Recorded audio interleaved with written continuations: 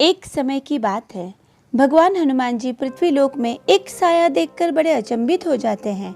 वे इस सोच में पड़ जाते हैं कि ये काला साया किस चीज का प्रतीक है जो चारों ओर मुझे दिखाई दे रहा है। यह देख वे देवताओं के पास जाते हैं जहाँ देवताओं का स्थान रहता है। लेकिन ये क्या, उन्हें कोई देवी देवता नजर ही नहीं आते। अब वे और भी अचंभित हो जाते हैं कि ना तो कोई मानव उन्हें नजर आ रहा है, ना ही कोई देवी देवता। अब वे गहरी सोच में डूब जाते हैं कि इस काले साये का पता कैसे लगाया जाए।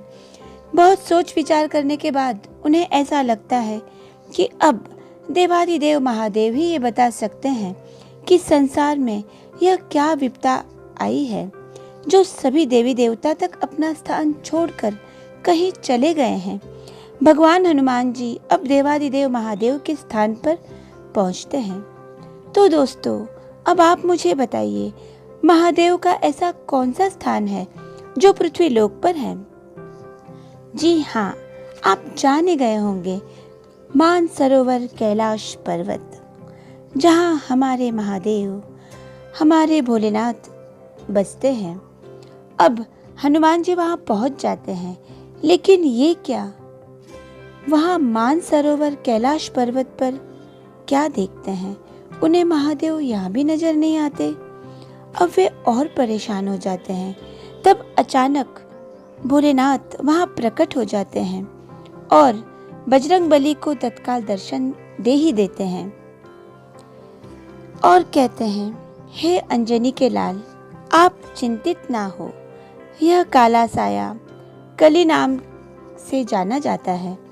यह साया जो हम देख रहे हैं वो द्वापर युग का था और अब द्वापर युग अपने चरम पर है।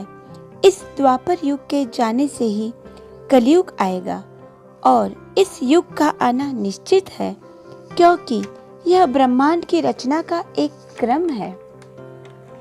ब्रह्मांड की रचना का चौथा क्रम कलयुग के नाम से जाना जाता है। यह कली का साया मायावी क्रम कलयुग है और इसे मायावी इसलिए कहा गया है क्योंकि इस युग का मानव पापी होगा। जो पाप करने से बचेंगे वह व्यक्ति ही मोक्ष प्राप्त करके हमारे, आपके और सभी देवी देवताओं के दर्शन कर पाएंगे। देवाधिदेव हनुमान जी से कहते हैं कि हे बजरंगबली, आपका वर्णन सतयुग के समय से होता आ रहा है। सतयुग से त्रेता युग में और अभी द्वापर में भी किया गया है। आपने हर समय भगवान विष्णु का साथ दिया है और इस सृष्टि के पालनहार को हर संकट में एक सहारा और एक सारथी बनकर संभाला है। उसी तरह इस कलयुग में भी इस पालनकर्ता भगवान विष्णु को मानने वाले जो भी भक्त होंगे उनका आप स्वयं रक्षण करेंगे और उन्हें अच्छा मार्ग दिखाएंगे।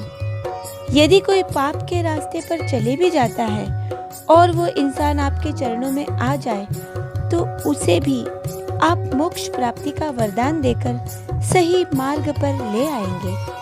और जो व्यक्ति अच्छे कार्य करेगा उनका कार्य भी केवल आप ही के द्वारा सिद्ध होगा और आप ही को कलयुग के देवता कहा जाएगा।